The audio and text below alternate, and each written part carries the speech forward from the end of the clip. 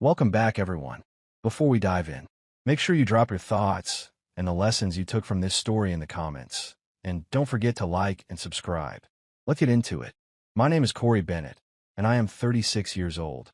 3 weeks before my wedding, I sat across from my fiancée, Sabrina Ellis, in a quiet corner of a coffee shop in downtown Baltimore. The brick walls held old photographs of the harbor, the air smelled like cinnamon and dark roast, and everything felt ordinary in that slow, Sunday sort of way. She fidgeted with her engagement ring, white gold, oval cut, paid for in cash because I had wanted every piece of our life to feel solid, and then she told me she was canceling the wedding. She did not laugh. She did not cry. She said it with a careful calm that made me feel like I had fallen through a trapdoor. I blinked and asked the only question that made sense. What happened?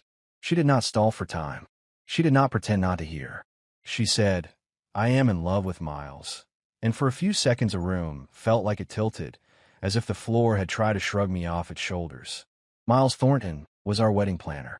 He worked for Prestige Event Planning, an upscale firm with glossy brochures and a roster of venues that looked like they belonged in magazines. He had come highly recommended by one of Sabrina's friends, and when we first met him 8 months ago, he dressed like a commercial for success and ease. He knew every caterer in the city, had vendors wrapped around his finger, and carried himself with that practiced confidence people pay a premium to borrow on their big days. Looking back, the signs were there. Sabrina wanted private, vision meetings, with him without me. She texted late at night about last-minute centerpiece emergencies that never seemed to end. Her face changed when Miles called. It softened, lit from the inside with something I did not know how to name then. I had chosen not to see it, because I had chosen to trust her. We had been together for 4 years and engaged for the last 14 months. Trust is a habit you do not know you are building until you are asked to spend it without warning. At the table, I asked how long. Sabrina stared down at the small scratch in the wood between us and said, 2 months. I did a slow count of 5 in my head and said, "So while I was choosing ties with my brother and tasting cake samples, you were falling for our wedding planner." She closed her eyes for a second and opened them with a new kind of resolve. It was not supposed to happen. It just did. That, I would later learn, was the refrain people use when they're trying to make a map that removes their responsibility for the journey.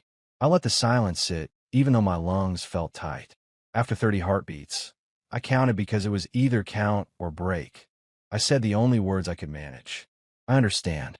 She looked genuinely surprised, as if she had expected shouting or a scene. "You do?" she asked. "I understand," I repeated. "These things happen. I will handle canceling everything." Relief loosened her shoulders. "Thank you," she said. "I was worried you would make it ugly. I want us to be friends." I nodded. "Sure, Sabrina. Whatever you need." We did the awkward dance of politeness, talked about dividing furniture, and then she stood, pressed her palm flat on the table like she needed reassurance it was steady, and walked out. I stared at the space she had just left, took a long breath, and pulled out my phone. First call, Jordan Price, my friend from college who had become a contract attorney with a brain that worked like a supercomputer and the humor of a man who had seen too many depositions. "Jordan," I said when he picked up, "I need you on standby. I may be walking into contract quicksand." He said, "Do not say anything else until I tell you to, and forward me every document you sign with anyone whose job involves linen napkins." I laughed once, one of those laughs that taste like salt. "Will do." Second call, Prestige Event Planning. I asked for the owner and was put on a brief hold. A warm, careful voice came on the line. "This is Langston Pierce."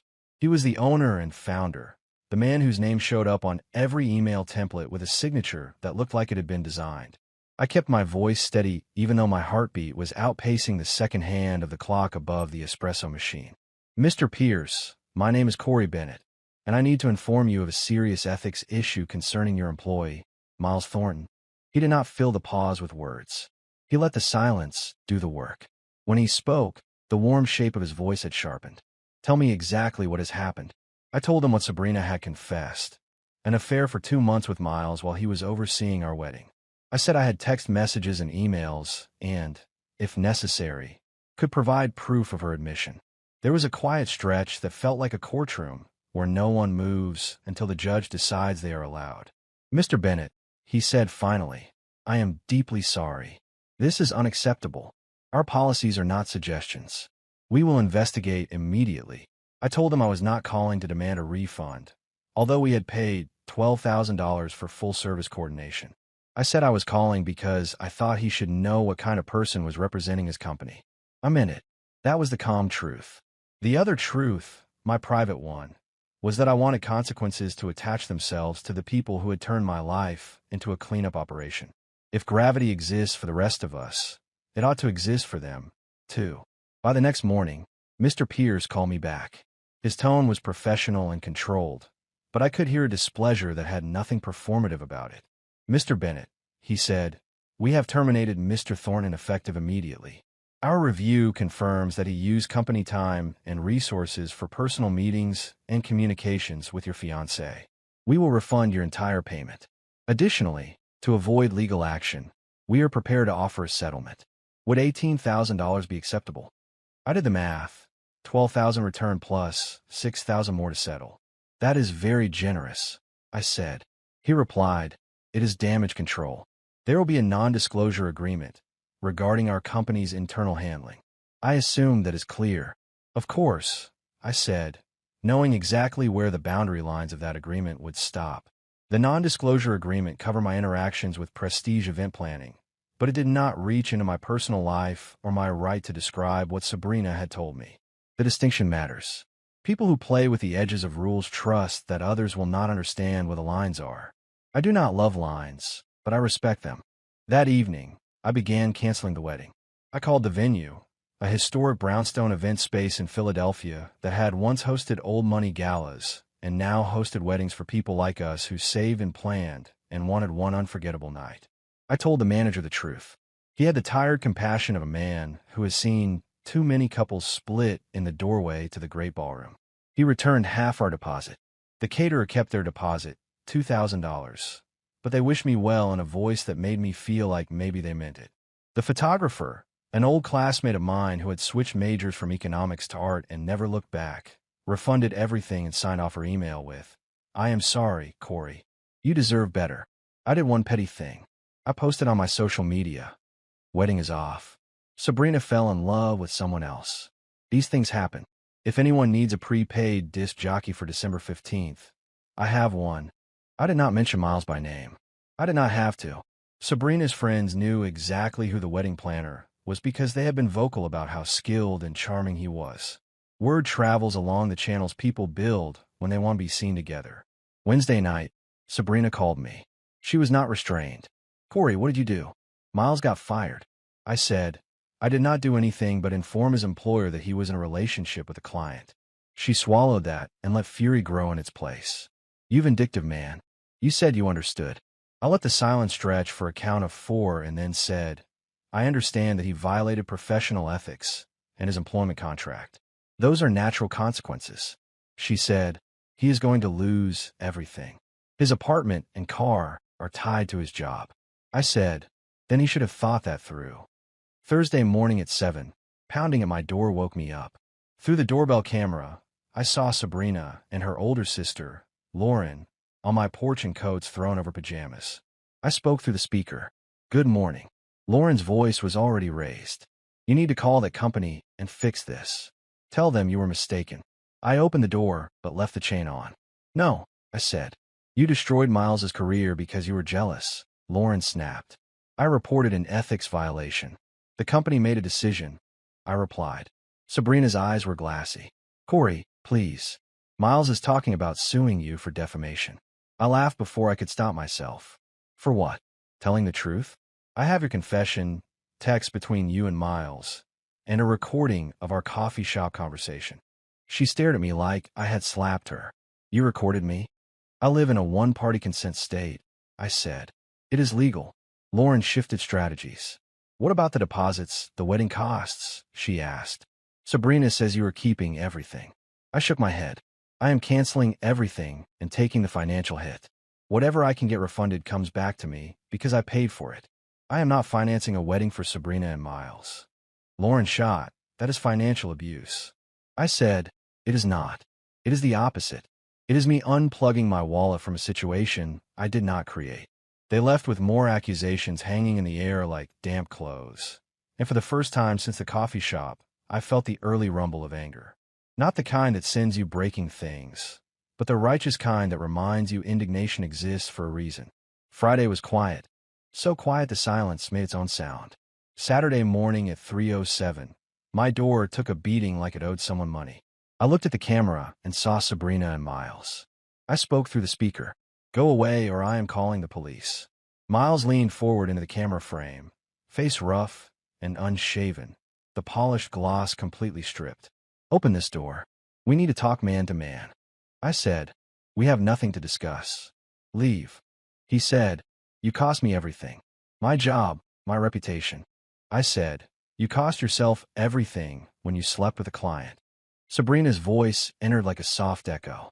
"Corey, please just hear us out. Miles has a proposition." Against my better judgment, I unlatched the door but kept the chain secured. Miles pulled out his phone and scrolled with a jerkiness that made me think he had rehearsed this move in a mirror and practiced the lines in his head. "I have emails," he said. "Emails where you talked to me about Sabrina, private things, intimate things you shared about your relationship challenges. You do not want those public."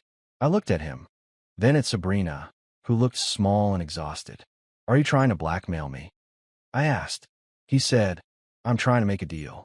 You call Langston Pierce, say it was a misunderstanding, tell him you overreacted, and these emails stay private." I stared at him for 3 slow seconds that felt like 10. "So your plan is to threaten to violate client confidentiality to blackmail me into perjuring myself to your former employer," I said. Sabrina reached for his arm. "Miles, please do not." He shook her off. "Do not, Sabrina. This is your fault too," he snapped, and in that moment something heavy fell from her face. The romantic story she had been telling herself about the two of them cracked cleanly down the middle. I pulled out my phone and held it up so the camera caught our faces and voices clear. "I am recording this," I said. "Would you like to continue?" He went pale. "You cannot record." I cut him off. "One-party consent," I said. "And I consent." I pointed to the camera above the door. "Also that. Get off my property before I call the police." Sabrina started to cry, not theatrically, not begging, but as if the hope she had clutched was slipping out of her hands one finger at a time. "Corey, please do not call the police," she said. "Miles has already lost so much." I said, "Then he should stop trying to commit crimes." They backed down the steps, and just before Miles turned, he punched the wooden frame beside the door, leaving a splintered bruise in the paint. The doorbell camera caught it. I saved the clip in a folder I named, for my own sanity, "Receipts." Sunday afternoon, Jordan called me. "Did you make a wedding planner angry?" he asked with a cheerful tone he reserved for fights he knows he can win. "Why?" I asked. "Because I just got a ridiculous email full of threats about exposing you as an abusive partner who sabotaged true love," he said, and he chuckled like he was at a comedy set. By the end of the day, I learned Miles had sent emails to my employer, my parents, and several friends. He had used his professional email account, the one that still bore the Prestige event planning signature, and attached screenshots of text exchanges where I had vented normal relationship frustrations and anxiety about the wedding. He framed them like evidence of control and cruelty. He forgot 2 things. Context exists, and he left his own flirtatious replies to Sabrina visible. Jordan said, "This man does not understand. He just handed us everything we need to knock him flat. You cannot violate client confidentiality and then pretend you were acting nobly." I asked, "How much would it cost to shut this down properly?" He said, "For this, I will take payment in the form of a very good bottle of scotch. I am in this for the entertainment value." Monday morning, he drafted and sent a cease and desist to both Miles and Sabrina. It laid out the attempted blackmail with the doorbell footage, the violation of client confidentiality, the defamation in emails sent to my professional and personal circles, and promised civil and criminal action if either of them contacted me or anyone in my orbit again. Jordan also copied Mr. Pierce at Prestige Event Planning.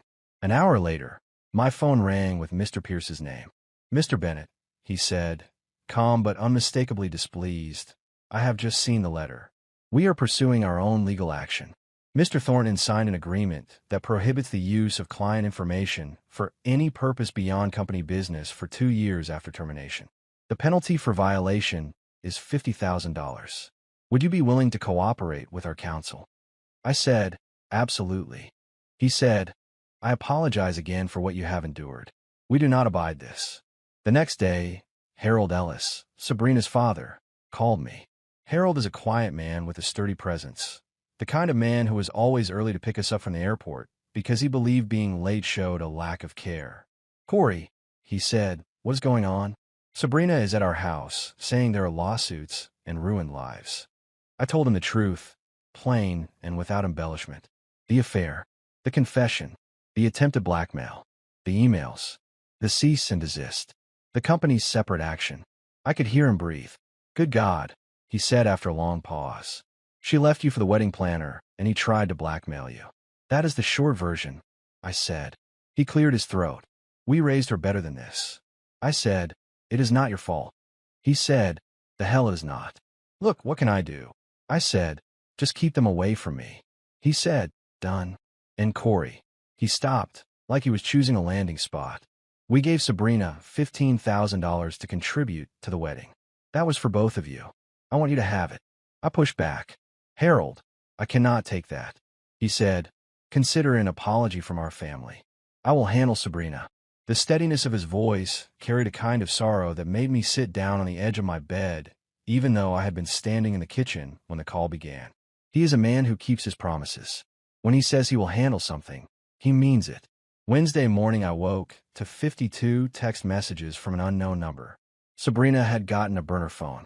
The messages came in short bursts. Please talk to me. Miles is falling apart. He might lose his professional license. This is all my fault. I made a mistake. Can we meet? If you drop the charges, I will leave him. That last message crystallized something I had been feeling but had not articulated. This had never been about love in the deep, durable sense. It had been about proximity to excitement and flattering attention. When the heat cooled, what was left did not look like a life. I screenshotted every message and sent them to Jordan. The following night, the familiar pounding returned at 3 in the morning. This time, Sabrina stood alone on my porch in a coat thrown over a black dress that looked wrinkled, as if she had fallen asleep in it. Her face was a map of exhaustion and regret. I spoke through the speaker. You are violating the cease and desist. I am calling the police. She looked into the camera and said, I do not care. Call them. I need to say something. I stood at the door and weighed my mercy against my boundaries, then set a timer in my head. You have 2 minutes, I said. After that, I am calling. She drew in a breath that sounded like a hurt and said, Miles is not who I thought he was. He is angry all the time now. He blames me for everything. He says I ruined his life by falling for him. I said, you both ruined your own lives. She said, I know I messed up. Her shoulders shook. But what we had is gone, I said. You ended it. I want to come home, she said, and her voice went very small. This is not your home, I said. It never was. Your name is not on the lease. She said, for years, Corey. Does that mean nothing? It meant everything, I told her. Past tense. The police arrived. Sabrina went quietly. I declined to press charges because I did not want that weight. The next morning, Jordan filed for a restraining order, and a judge signed it without commentary beyond. Keep your distance. It is astonishing how quickly paper can redraw the space around a person's life. 3 weeks after the coffee shop confession, my life looked different. Miles was being sued by Prestige Event Planning for $50,000 and had lost his professional certification for ethics violations after the board reviewed the evidence. The industry's informal network, curated by people like Mr. Pierce with long memories and careful spreadsheets, made sure he would not be welcomed by reputable vendors anytime soon. Last I heard, he moved back in with his parents in Newark and started working at a restaurant to pay his bills while he tried to figure out his next story. Sabrina moved back into her parents' house in Prince George's County. Harold cut off her financial support with a quiet finality that meant more than anger ever could. She started working retail again in a mall outside Silver Spring, recalibrating her hours to match a life that no longer been around wedding plans and brunches with people who called the affair a whirlwind in the first week and then called it an embarrassment when the lawsuits began. She tried to launch a new social media page about surviving a relationship with a narcissist, but the comments did not give her the sympathy she wanted. She deleted the account within 2 days. Prestige Event Planning sent me a final check for $22,000 in total. The extra $4,000 was, I assumed, a buffer to ensure my silence regarding their internal processes and to put enough distance between this mess and their brand. Mr. Pierce also told me, with professional courtesy and a hard edge, that Miles had been blacklisted by every vendor that counted. I did not cheer. I did not gloat. I filed the check and the email in a folder labeled closure. As for me, I was not thriving. I was not destroyed. I booked 3 therapy sessions to keep from narrating the entire experience to myself in a way that made me the villain or the fool. The therapist's office in Washington, D.C. had soft light and a rug with an abstract pattern that looked like it had been painted by someone in a hurry. I talked about trust and boundaries, about the difference between grace and enabling, about the shock of hearing a life you build described in the past tense by someone you loved. She said things that made immediate sense, and said some things that needed a week to settle into place. I took a solo trip to Las Vegas with a portion of the refund money and stayed in a hotel with glass elevators that looked over the lights while they pulsed and hustled. I lost $500 at a blackjack table, tipped the dealer, and went to bed before midnight with the television on mute and the curtains open. The next morning, I rented a car and drove out to the Red Rock Canyon, where the desert held firm without asking for approval. Back at the hotel, I swam slow laps while a group of friends on a bachelor trip cheered and clapped at nothing in particular. I had fun. It was not the kind of fun you brag about. It was the kind you let soak into your bones until you remember what peace feels like when no one is pulling at your sleeve. When I returned home, my apartment felt emptier in the best possible way. I boxed up the leftover favors we had ordered with our initials and gave them to a neighbor's daughter for craft projects. I took the tuxedo back and got most of my deposit since the tailor was kind. I stood in the small hallway one evening with the lights off and realized I could breathe differently now, as if the air had been filtered. It felt like fumigation, like someone had found the source of a smell and cleaned it away. My brother, Nate, came over with takeout and a 6-pack. He grinned like big brothers do when they need to break tension without disrespecting it. "You know what happened?" he said, cracking open a bottle. "She left you for the help and thought you would just take it. Instead, they both learned what gravity feels like." I laughed harder than I had in weeks. "That is a cruel joke," I said. He shrugged. "Cruel, yes. Untrue, no." There was one more visit, 6 weeks after the coffee shop. The knock was polite this time, the kind of knock that assumes you might be sleeping and does not want to wake you, but also needs to be heard. On my porch stood a woman I recognized from the faint way you recognize a name in a story you do not belong to. "Are you Corey?" she asked. "Yes," I said. "I am Naomi Brooks," she said. "I am Miles's ex-girlfriend." She gave the words room to land between us. "Ex," I said. She nodded. "I wanted to thank you." She explained in clear, steady sentences that Miles had been gaslighting her for months. He would come home late with explanations that sounded like they had been polished by someone with experience in soft lies, vendor crises, late tastings, assistant mix-ups. He kept his phone face down and his passcode changed 3 times in 2 months. She suspected something. He convinced her she was paranoid and controlling. When he got fired and the truth came out, every piece clicked together like a puzzle she had stared at for days without seeing the pattern. "He had been cheating on me with your fiancé while planning your wedding," she said with a quiet marvel, as if even saying it made it sound like a bad plot. We grabbed coffee at the same Baltimore shop where Sabrina had ended my engagement. The world loves a circle. Naomi and I compared notes like 2 auditors flipping through an account book. Her timelines and mine overlapped with precision. Nights he told her he was with a vendor, he was with Sabrina. Times Sabrina told me she was at her sister's, she was with Miles. Naomi's eyes were tired but sharp. "They deserve each other," she said at the end. 2 cheaters who threw away good relationships for a thrill and then learned that thrills do not take out the trash. People kept asking whether I kept the ring. I did. I sold it for $8,000. It was a loss, sure, but the moment I handed it over and watched the jeweler examine it with his loupe, I felt something unclench. If objects can hold ghosts, I needed that ghost to live somewhere else. It helped that the jeweler did not ask questions beyond the kind of professional questions that help establish value. He polished it, weighed it, and slid a check across the counter with a sympathetic nod and no other commentary. I did not start dating. I was still processing. I went to work, hit the gym, return calls I had ignored while my life was a courtroom drama, and watched a lot of basketball with Nate and our friend Marcus, who, like everyone in our circle, had something to say about Miles that was completely unsuited for polite publication. Harold checked on me once a week, and eventually we settled into a routine. One beer, a quiet bar near his office in D.C., two men talking about baseball and the weather until one of us said a sentence that belonged to heavier subjects, and then we let that sentence be the only one of its kind for the night. It is possible to be kind after pain. He is the proof. There is an accounting people expect you to do, and it goes like this. Did you win? Did they lose? Did you get back more than you put in? It is not a math problem, but people love numbers because numbers make them feel like the universe is fair. If you really want to count, here it is. From Prestige Event Planning, $22,000 in total. From Harold, $15,000. From The Ring, $8,000.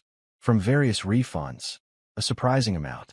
If we're doing the ledger, then yes, I came out ahead financially. But that is not the point. The point is that I stopped being their safety net. Sometimes the best revenge is not elaborate. Sometimes it is simply letting people face the natural consequences of their choices while you step out of the role they assigned you without your consent. Sabrina wanted Miles enough to throw away 4 years.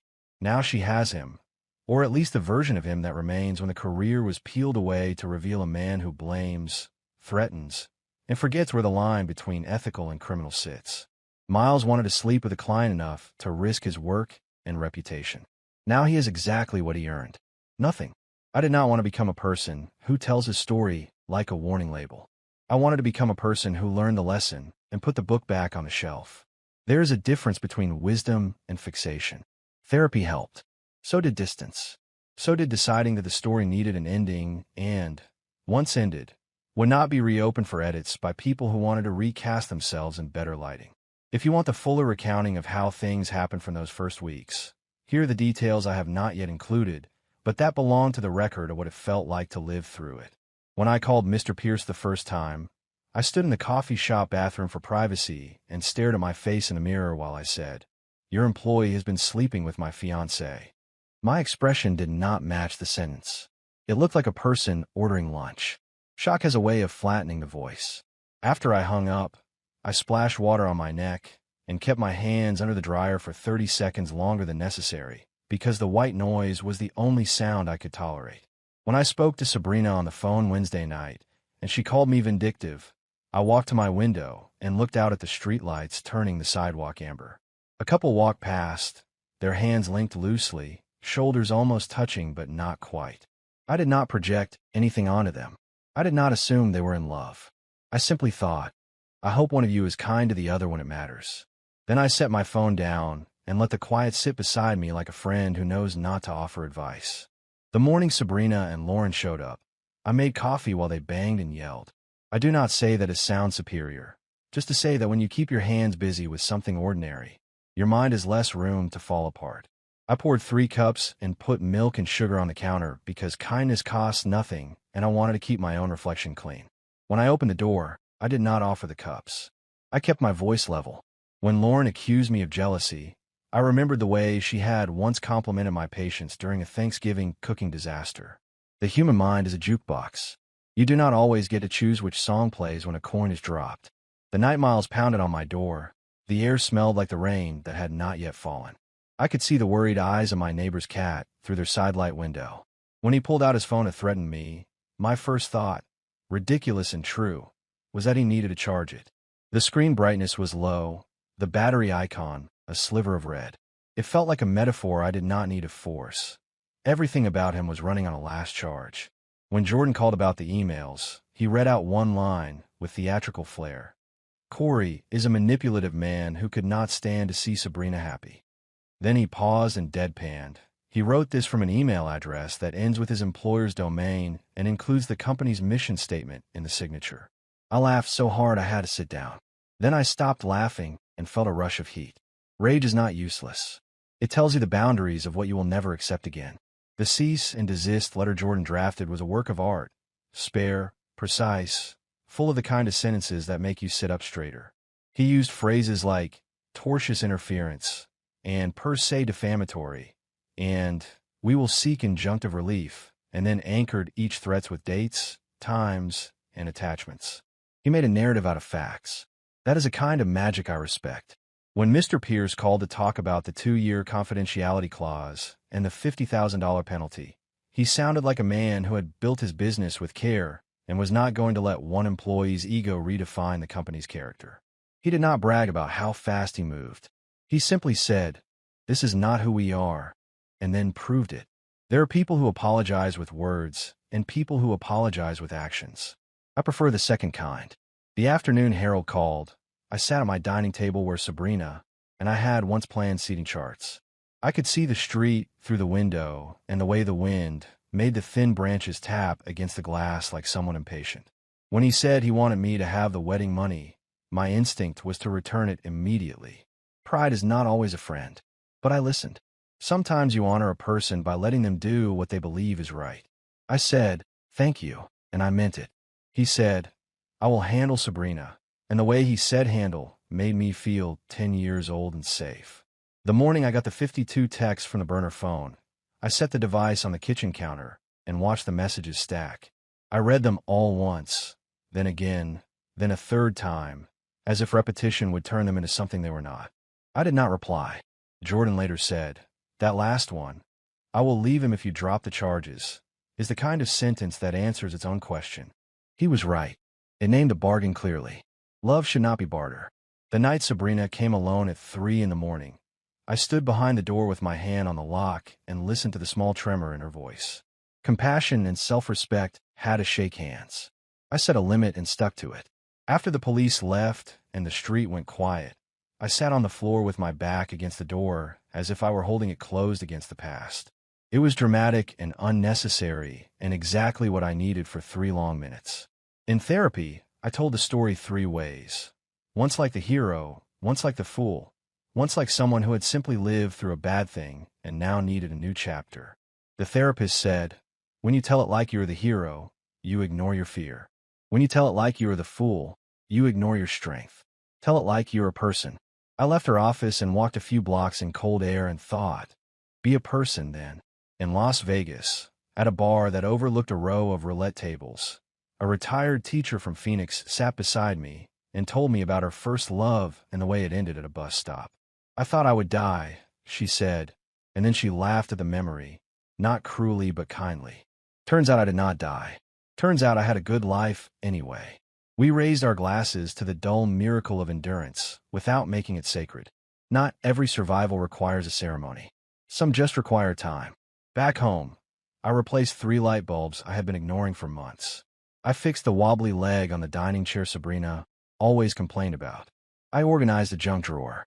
People laugh at that sort of detail, but you cannot overstate the satisfaction of making small things right when big things refuse to be fixed quickly. I made a pot of gumbo that tasted better the next day. I slept through the night and woke up at a reasonable hour because nobody was calling me to accuse me of criminal jealousy. My mother visited and put her hand on my cheek the way she did when I was a kid. "You will be fine," she said, because mothers say that even when their voices shake. "I am fine," I said, and for once I did not say it to reassure her. I said it because it was finally true for a whole hour at a time, then for a whole day, then for a week. Fine is not fireworks. It is a steady light you can read by. If you need one more image from the unraveling, here it is. The last time Sabrina and I saw each other in person was at the courthouse when the restraining order was finalized. She wore a simple dress and a gray sweater. I wore a navy jacket and a tie I had considered wearing at the wedding. We did not speak. There is a silence that feels like respect and a silence that feels like surrender. This one felt like a boundary drawn clean. We both walked away without looking back, which is a small grace if you choose to see it that way. Naomi and I stayed in touch for a little while. Not as comrades, not as potential partners, but as 2 people who had seen the same storm from different windows and could confirm to each other that it had, in fact, rained. She told me she started taking a pottery class in Newark on Wednesday nights. I told her I picked up running again. "It is not who I am," I said, "but it helps me sleep." She said, "Same for pottery. I hate my first bowl. I love the second one. I'm not sure I will keep any of them." We laughed. Not everything has to become a new identity. The thing about natural consequences is that they do not always arrive on schedule, and they are rarely as dramatic as the movies promise. Sometimes they are a cascade of small losses. The email you should not have sent, the meeting you no longer get invited to, the uncomfortable conversation with your parents, the car you have to return, the apartment you have to leave, the quiet in the kitchen when you realize you are not, in fact, the main character in anyone's better story. Miles learned that. Sabrina learned that. I learned it in a more generous form. Sometimes the natural consequence of refusing to be someone's safety net is that you get your own life back. On a Saturday in early spring, I stood on my porch and looked at the street alive with small errands. A neighbor walking a dog, a kid kicking a soccer ball between two trash cans, a couple arguing gently about whether to stop for brunch or go home and cook. The city had not changed because my life had been. That is how it should be. The universe did not owe me spectacle. It owed me exactly what it gives everyone who is paying attention: time, air, light, the chance to tell a better story next time. There is a temptation to end with advice. People love advice because it feels like armor you can put on without having to say why you need it. I will not do that. I will say only this: better to find out before the vows than after. Better to see a person clearly and change your plans than to keep your plans and blind yourself on purpose. The day Sabrina told me she was in love with Miles, I thought the universe was cruel. Weeks later, I think the universe was practical. If you're measuring in clean lines, then yes, I came out ahead financially, and yes, they came out behind. But that misses the point. What I got back was not a sum. It was a steadiness. It was the quiet in the apartment at night that felt like rest rather than abandonment. It was the easy laughter with my brother when we watched a game and yelled at the television like it could hear us. It was Harold's handshake at the end of a beer. It was the way my own breath sounded when I woke up and did not feel startled.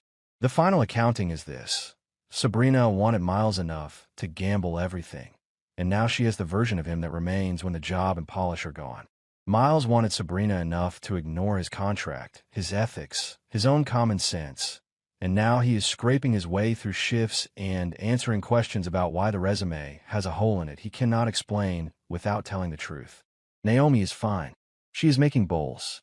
Mr. Pierce runs his company the same way he did before, carefully, with rules that mean something. Jordan is waiting for that bottle of scotch. Nate is still talking trash. Harold still calls. As for me, I feel like a man who stepped off a train that was going in the wrong direction before it reached the last stop. I am not yet where I am going. I am not where I was. That is enough. I do not regret what I did. They made choices. I made sure there were consequences, not because I am vindictive, but because I am done pretending that gravity is optional. The chapter is over. The next one has already started, even if it has not announced itself with fanfare. I can hear it in the ordinary sounds of a day that belongs to me. If you enjoyed this story, please like, comment, and share this video with your friends. Subscribe and turn on the notification bell so you never miss a powerful story drop.